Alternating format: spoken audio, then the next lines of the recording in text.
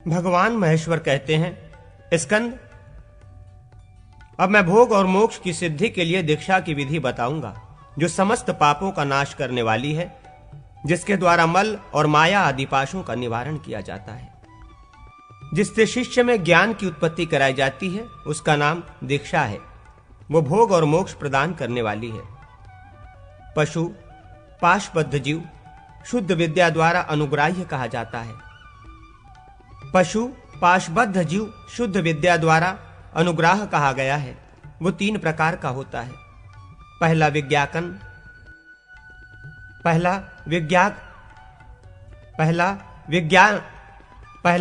विज्ञानाकल, दूसरा प्रयलाकल और तीसरा सकल। उनमें से प्रथम अर्थात विज्ञानाकल पशु केवल मलरूप पाश से युक्त होता है। दूसरा अर्थात प्रयालाकल पशु मल और कर्म इन दोनों पाशों से आबद्ध होता है। और तीसरा अर्थात शकल पशु कला आदि लेकर भूमि पर्यंत सारे तत्व समूहों से बंधा होता है। अर्थात वो मल माया तथा कर्म त्रिविध पाशों से बंधा हुआ बताया गया है। इन पाशों से मुक्त होने के लिए जीव को आचार्य से मंत्राधना की दीक्षा लेनी होती है। वो दीक्षा 2 प्रकार की मानी गई है, एक निराधारा और दूसरी साधारा। उपर्युक्त 3 पशुओं में से विज्ञानाकल और प्रयालाकल इन 2 पशुओं के लिए निराधारा दीक्षा बताई गई है और सकल पशु के लिए साधारा। आचार्य की अपेक्षा न रखकर शंभु द्वारा ही तीव्र शक्तिपात करके जो दीक्षा दी जाती है वो निराधारा कही गई है। आचार्य के शरीर में स्थित होकर भगवान शंकर अपनी मंदा तीव्रा आदि भेद वाली शक्ति से जिस दिशा का संपादन करते हैं वो साधारा कहलाती है। ये साधारा दीक्षा सबीजा, निर्बीजा, साधिकारा और अनाधिकारा इन भेदों के द्वारा जिस तरह 4 प्रकार की हो जाती है वो बताया जाता है। समर्थ पुरुषों को जो समयाचार से युक्त दीक्षा दी जाती है उसे सबीजा कहते हैं और असमर्थ पुरुषों को दी जाने वाली समयाचार शून्य दीक्षा निर्बीजा कही जाती है। जिस दीक्षा से साधक और आचार्य को नित्य नैमित्तिक एवं काम्य कर्मों में अधिकार प्राप्त होता है वो साधिकारा दीक्षा है। निर्बीजा दीक्षा में दीक्षित होने वाले लोगों को तथा समयाचार की दीक्षा लेने वाले साधारण शिष्य एवं पुत्र संज्ञक शिष्य विशेष को नित्य कर्म पात्र के अधिकारी होने के कारण जो दीक्षा दी जाती है वो निर्धिकारा दीक्षा कहलाती है। साधारा और निराधारा भेद से जो दीक्षा के 2 भेद बताए गए हैं उनमें से प्रत्येक के निम्नांकित 2 रूप या भेद होते हैं। एक तो क्रियावती कही गई है जिसमें कर्मकांड की विधि से कुंड और मंडल की स्थापना एवं पूजा की जाती है। दूसरी ज्ञानवती दीक्षा है जो बाह्य सामग्री से नहीं मानसिक व्यापार मात्र से साध्य है। इस प्रकार अधिकार प्राप्त आचार्य द्वारा दीक्षा कर्म का संपादन होता है। स्कंद, गुरु को चाहिए कि वो नित्य कर्म का विधिवत अनुष्ठान करके शिष्य का दीक्षा कर्म संपन्न करे। प्रणव के जप पूर्वक गुरु अपने कर कमल में अर्ध जल ले द्वारपालों का पूजन करे। फिर विघ्नों का निवारण करने के अनंतर द्वार देहली पर अस्त्रन्यास करके अपने आसन पर बैठे। शास्त्रोक्त विधि से भूत शुद्धि एवं अंतर्ध्यान करे। तिल, चावल, सरसों, कुश, दुर्वांकुर, जौ, दूध और जल इन सब को एकत्रित करके विशेषाधर्य बनावे। उसके जल से समस्त द्रव्यों पूजन सामग्रियों की शुद्धि करे। फिर तिलक संबंधी अपने संप्रदाय के मंत्र से भालदेश में तिलक लगावे। फिर पूर्ववत पूजन, मंत्र शोधन तथा पंचगव्य प्राशन आदि कार्य करने चाहिए। क्रमशः लावा, चंदन, सरसों, भस्म, दुर्वा, अक्षत, कुश और अंत में पुनः शुद्ध लावा ये सब विकिर बिखरने योग्य द्रव्य कहे गए हैं। इन सब वस्तुओं को एकत्र करके 7 बार अस्त्र मंत्र से अभिमंत्रित करे। अस्त्र मंत्र द्वारा अभिमंत्रित जल से इनका प्रोक्षण करके फिर कवच मंत्र हम से अवगुंठन करके ये भावना करे कि वे विघ्न समूह का निवारण करने वाले नाना प्रकार के अस्त्र शस्त्र हैं। तदनंतर प्रादेश मात्र लंबे कुश के 36 दलों से वेणी रूप बोधमय उत्तम खड्ग बनाकर उसे 7 बार जपते हुए शिव मंत्र से अभिमंत्रित करे। फिर उसे शिव स्वरूप मानकर भावना द्वारा अपने हृदय में स्थापित करे। साथ ही जगदाधार भगवान शिव की जो झांकी अपने को अभिष्ट हो उसी रूप में उनका ध्यान चिंतन करके निष्कल परमात्मा शिव का अपने भीतर न्यास करे। तत्पश्चात ये भावना करे कि मैं साक्षात शिव हूँ। फिर सिर पर मूल मंत्र से अभिमंत्रित श्वेत पगड़ी रखकर अपने शरीर को गंध पुष्प एवं आभूषणों से अलंकृत करे। तत्पश्चात गुरु अपने दाहिने हाथ पर सुगंध द्रव्य अथवा कुमकुम द्वारा मंडल का निर्माण करे। फिर उस विधि पूर्वक भगवान शिव की पूजा करे। इससे वो शिवहस्त हो जाता है। उस तेजस्वी शिवहस्त को शिव मंत्र से अपने मस्तक पर रखकर ये दृढ़ भावना करे कि मैं शिव से अभिन्न और सबका कर्ता साक्षात परमात्मा शिव ही हूँ। जब गुरु ऐसी भावना कर ले तब वो यज्ञ मंडप में कर्मों का साक्षी, कलश में यज्ञ का रक्षक, अग्नि में होम का अधिष्ठान, शिष्य में उसके अज्ञान में पाश का उच्छेद करने वाला तथा अंतरात्मा में अनुग्रहिता, इन 5 आकारों में ईश्वर व्यक्त ईश्वर रूप हो जाता है। गुरु इस भाव को अत्यंत दृढ़ कर ले कि वो परमेश्वर मैं ही हूँ। तदनंतर ज्ञान रूपी खड्ग हाथ में लिए हुए गुरु यज्ञ मंडप के नैऋत्य कोण वाले भाग में उत्तराभिमुख हो अर्ध जल और पंचगव्य से उस मंडप का प्रोक्षण करे। इक्षण आदि चतुष्पतांत संस्कारों से उसका संस्कार करे। फिर यज्ञ मंडप में बिखरने योग्य पूर्वोक्त वस्तुओं को बिखेर कर कुश की कूंची से उन सब को बटोर ले और उन्हें ईशान कोण में स्थापित वारधानी जलपात्र में आसन के लिए रख दे। नैऋत्य कोण में वास्तु देवताओं का और पश्चिम द्वारा लक्ष्मी का पूजन करे। साथ ही ये भावना करे कि वे मंडन रूपणी लक्ष्मी देवी रत्नों के भांडार से यज्ञ मंडप को परिपूर्ण कर रही हैं। इस प्रकार ध्यान एवं आवाहन कर हृदय मंत्र नमः के द्वारा अर्थात लक्षय नमः इस मंत्र से उनकी पूजा करनी चाहिए। इसके बाद ईशान कोण में सप्तधान्य स्थापित किए हुए वस्त्र वेष्टिष्ट पंचरत्न युक्त एवं जल से परिपूर्ण पश्चिमाभिमुख कलश पर भगवान शंकर का पूजन करे। फिर उस कलश के दक्षिण भाग में सिंह पर विराजमान पश्चिमाभिमुखी शक्ति खड्ग रूपनी वारधानी का पूजन करे। तदनंतर पूर्व आदि दिशाओं में इंद्र आदि दिक्पालों का और इसके अंत में विष्णु भगवान का पूजन करे। ये सब के सब प्रणवमय आसन पर विराजमान हैं तथा अपने अपने वाहनों और आयुधों से संयुक्त हैं। ऐसी भावना करके उनके नामों के अंत में नमः पद जोड़कर उन्हीं से उनकी पूजा करे तथा इंद्राय नमः, विष्णवे नमः इत्यादि पहले पूर्वोक्त वारधानी को भलीभांति हाथ में ले उसे कलश के सामने की ओर से ले जाकर प्रदक्षिणा कर्म से उसके चारों ओर घुमावे और उसकी जल को अविच्छिन्न धारा गिराता रहे। साथ ही मूल मंत्र का उच्चारण करते हुए लोकपालों को भगवान शिव की निम्नांकित आज्ञा सुनावे। लोकपालगण, आप लोग यथाशक्ति सावधानी के साथ इस यज्ञ की रक्षा करें। यूं आदेश दे, नीचे एक कलश रखकर उसके ऊपर उस वारधानी को स्थापित कर दे। तत्पश्चात सुस्थिर आसन वाले कलश पर भगवान शंकर का सांग पूजन करे। इसके बाद कला आदि षड्धवा का न्यास करके शोधन करे और वारधानी में अस्त्र की पूजा करे। पूजा के मंत्र इस प्रकार हैं। ओम हम अस्त्रासनाय हुम फट नमः।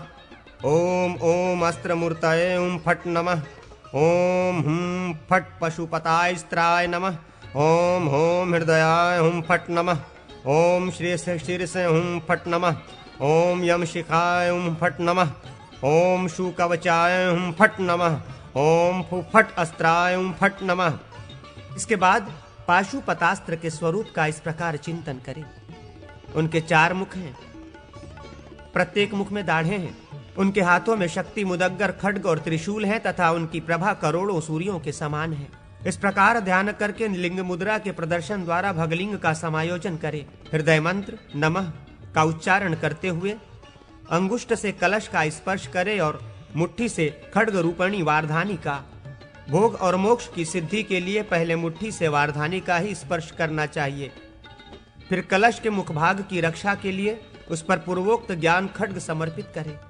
साथ ही मूल मंत्र का 108 बार जप करके वो जप भी कलश को निवेदन कर दे। उसके दशमांश का जप करके वारधानी में उसका अर्पण करे। तदनंतर भगवान से रक्षा के लिए प्रार्थना करे।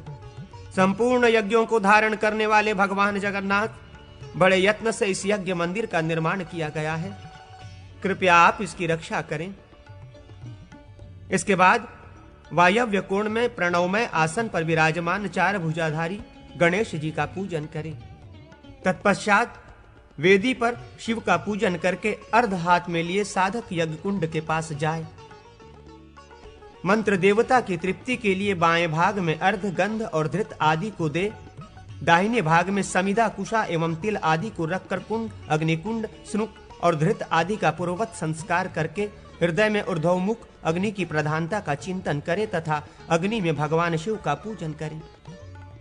फिर गुरु अपने शरीर में, शिव कलश में, मंडल में अग्नि और शिष्य की देह में सृष्टि न्यास की रीति से न्यास कर्म का संपादन करके अधवा का विधि पूर्वक शोधन करने के पश्चात कुंड की लंबाई चौड़ाई के अनुसार ही अग्निदेव के मुख की लंबाई चौड़ाई का चिंतन करके अग्निजिह्वाओं के नाम मंत्र के अंत में नमः एवं स्वाहा बोलकर अभिष्ट वस्तु की आहुतियां देते हुए अग्निदेव को तृप्त करे।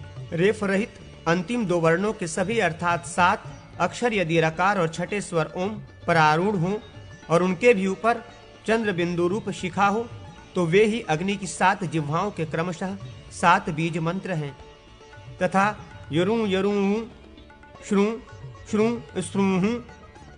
अग्नि की 7 जिह्वाओं के नाम इस प्रकार हैं: अरण्या, कनका, रक्ता, कृष्णा, सुप्रभा, अतिरिक्ता तथा बहुरूपा। ईशान पूर्व अग्नि, नैऋत्य पश्चिम, वायव्य तथा मध्य दिशा में क्रमशः इनके मुख हैं, अर्थात एक त्रिभुज के ऊपर दूसरा त्रिभुज बनाने से जो 6 कोण बनते हैं वे क्रमशः ईशान, पूर्व, अग्नि, नैऋत्य, पश्चिम तथा वायव्य कोण में स्थित होते हैं।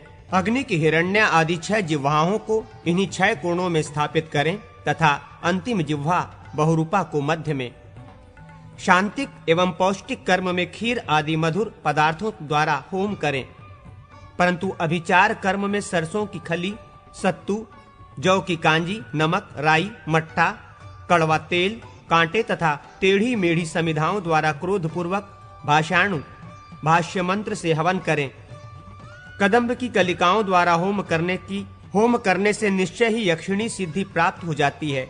वशीकरण और आकर्षण की सिद्धि के लिए बंदूक, दोपहरिया और पलाश के फूलों का हवन करना चाहिए।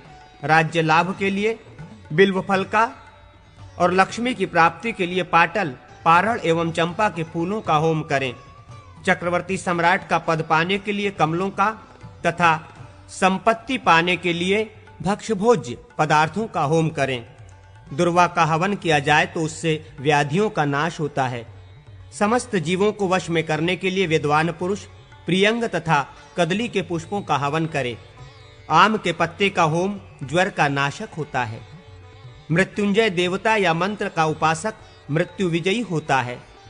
तिल का होम करने से अभ्युदय की प्राप्ति होती है। रुद्र शांति समस्त दोषों को शांत करने वाली है। वे प्रस्तुत प्रसंग को पुनः आरंभ करते हैं। 108 आहुतियों से मूल का और उसके दशांश आहुतियों से अंगों का तर्पण करें। यह हवन अथवा तर्पण मूल मंत्र से ही करना चाहिए। फिर पूर्ववत पूर्णाहुति दे। शिष्यों को दीक्षा में प्रवेश कराने के लिए प्रत्येक शिष्य के निमित्त मूल मंत्र का 100 बार जप करना चाहिए। साथ ही दुर्निर्मुक्तों का निवारण तथा शुभ निमित्तों की सिद्धि के लिए मूल मंत्र से पूर्ववत 200 आहुतियां देनी चाहिए। पहले बताए हुए 2 अस्त्र संबंधी 8 मंत्र हैं। उनके आदि में मूल और अंत में स्वाहा जोड़कर पाठ करते हुए एक बार तर्पण करें। मूल मंत्र में जो बीज हो उसे शिखा वशट से संपुष्टित करके अंत में ओम फट जोड़कर जप करें तो उससे मंत्र का दीपन होता है। ओम हुम शिवाय स्वाहा इत्यादि मंत्रों से तर्पण किया जाता है। इसी प्रकार ओम ओम शिवाय ओम फट इत्यादि दीपक मंत्र हैं। तदनंतर शिव मंत्र से अभिमंत्रित जल से धोई हुई बटलोई को कवच मंत्र से अवगुंठित करके उसमें रोली चंदन आदि लगा दें। फिर उसके गले में ओम फट मंत्र से अभिमंत्रित उत्तम कुश और सूत्र बांध दें। इससे चरु की सिद्धि होती है। फिर धर्म आदि 4 पायों से युक्त चौकी आदि का आसन देकर उसके ऊपर बने हुए अर्धचंद्राकार मंडल में उस बटलोई को रखें तथा उसे आराध्य देवता की मूर्ति मानकर उसके ऊपर भावात्मक पुष्पों से भगवान शिव का पूजन करें। अथवा उस बटलोई के मुख को वस्त्र से बांध दें और उस पर बाह्य पुष्पों से शिव का पूजन करें। इसके बाद पश्चिमाभिमुख रखे हुए चूल्हे को देखभाल कर शुद्ध करके उसमें अहंकार बीज का न्यास करें। तत्पश्चात उसे कुंड के दक्षिण भाग में रखें और ये भावना करें कि इस चूल्हे का शरीर धर्माधर्ममय है। फिर उसके शुद्धि के लिए उसके स्पर्श पूर्वक अस्त्र मंत्र का जप करें। इसके बाद अस्त्र मंत्र फट के जप से अभिमंत्रित गाय के घी से मार्जित हुई उस बटलोही को चूल्हे पर चढ़ावें। उसमें अस्त्र मंत्र से शुद्ध किए हुए गोदुग्ध को 100 बार प्रासाद मंत्र होम से अभिमंत्रित करके डालें।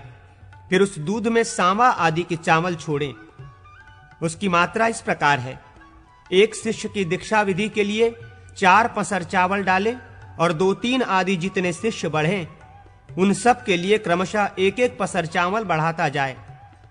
फिर अस्त मंत्र से आग जलावें एवं कवच मंत्र हुम से बटलोही को ढक दें। साधक पूर्वाभिमुख हो उस शिवाग्नि में मूल मंत्र के उच्चारण पूर्वक चरु को पकावें। जब वो अच्छी तरह सीज जाए तब वहां सुरवा को घी से भरकर स्वाहंत संहिता द्वारा मंत्रों द्वारा उस चूल्हे में ही तप्ताधिकार नामक आहुति दें।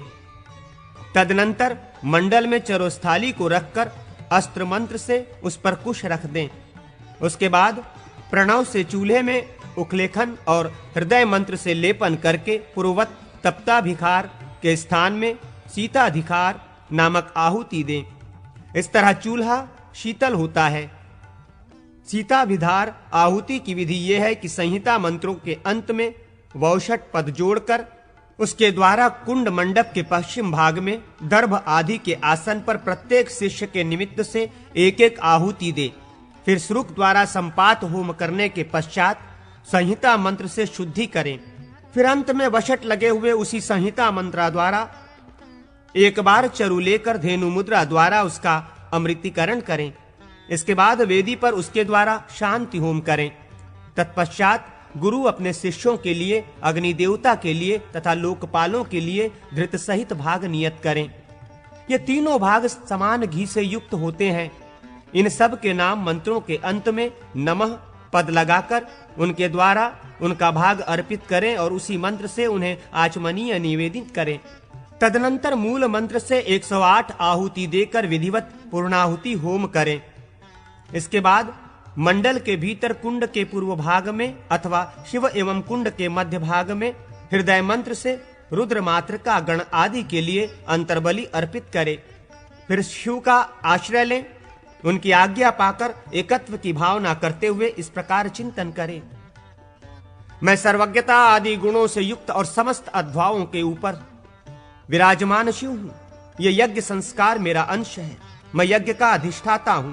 यूं अहंकार शिव से अपने एकात्म बोध पूर्वक गुरु यज्ञ मंडप से बाहर निकले।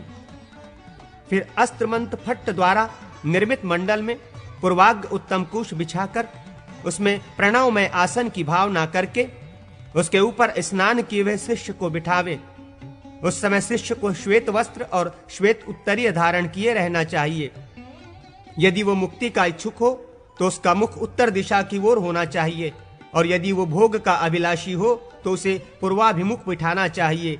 शिष्य के शरीर का घुटनों से ऊपर का ही भाग उस प्रणवासन पर स्थित रहना चाहिए, नीचे का भाग नहीं। इस प्रकार बैठे हुए शिष्य की ओर गुरु पूर्वाभिमुख होकर बैठे। मोक्ष रूपी प्रयोजन की सिद्धि के लिए शिष्य के पैरों से लेकर शिखा तक के अंगों का क्रमशः निरीक्षण करना चाहिए। और यदि भोग रूपी प्रयोजन की सिद्धि अभिष्ट हो तो इसके विपरीत क्रम से शिष्य के अंगों पर दृष्टिपात करना उचित है। अर्थात उस दशा में शिखा से लेकर पैरों तक के अंगों का क्रमशः निरीक्षण करना चाहिए। उस समय गुरु की दृष्टि में शिष्य के प्रति कृपा प्रसाद भरा हो और वो दृष्टि शिष्य के समक्ष शिव के ज्योतिर्मय स्वरूप को अनावृत रूप से अभिव्यक्त कर रही हो। इसके बाद अस्त्र मंत्र से अभिमंत्रित जल से शिष्य का प्रोक्षण करके मंत्रांबु स्नान का कार्य संपन्न करें। प्रोक्षण मंत्र से ही यह स्नान संपन्न हो जाता है। तदनंतर विघ्नों की शांति और पापों के नाश के लिए भस्म स्नान करावें।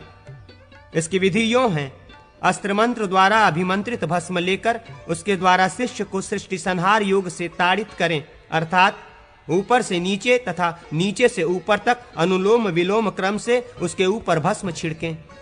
फिर सकलीकरण के लिए पूर्ववत अस्त्र जल से शिष्य का प्रोक्षण करके उसकी नाभि के ऊपर के भाग में अस्त्र मंत्र का उच्चारण करते हुए कुशाग्र मार्जन करें और हृदय मंत्र का उच्चारण करके पापों के नाश के लिए पूर्वोक्त कुशों के मूल भाग से नाभि के नीचे के अंगों का स्पर्श करें। साथ ही समस्त पाशों को 2 टूक करने के लिए पुनः अस्त्र मंत्र से उन्हीं कुशों द्वारा यथोक्त रूप से मार्जन एवं स्पर्श करें। तत्पश्चात शिष्य के शरीर में आसन सहित सांग शिव का न्यास करें। न्यास के पश्चात शिव की भावना से ही पुष्प आदि द्वारा उसका पूजन करें। उसके बाद नेत्र मंत्र वौषट अथवा हृदय मंत्र नमः से शिष्य के दोनों नेत्रों में श्वेत कोरदार एवं अभिमंत्रित वस्त्र से पट्टी बांध दें और प्रदक्षिण कर्म से उसको शिव के दक्षिण पार्श्व में ले जाएं। वहां षडुदस्थ 6 अध्वाओं से ऊपर उठा हुआ अथवा उन 6 से उत्पन्न आसन देकर यथोचित रीति से शिष्य को उस पर बिठावें। संहार मुद्रा द्वारा शिव मूर्ति से एकीभूत अपने आप को उसके हृदय कमल में अवरुद्ध करके उसका काया शोधन करें। तत्पश्चात न्यास करके उसकी पूजा करें। पूर्वाभिमुख शिष्य के मस्तक पर मूल मंत्र से शिवहस्त रखना चाहिए, जो रुद्र एवं ईश का पद प्रदान करने वाला है। इसके बाद शिव मंत्र से शिष्य के हाथ में शिव की सेवा की प्राप्ति के लिए उपाय स्वरूप पुष्प दें और उसे शिव पर ही चढ़वावें। तदनंतर गुरु उसके नेत्र में बंधे हुए वस्त्र को हटाकर उसके लिए शिवदेव गणांगंतित स्थान, मंत्र, नाम आदि की उद्भावना करे अथवा अपनी इच्छा से ही ब्राह्मण आदि वर्णों के क्रमशः नामकरण करे।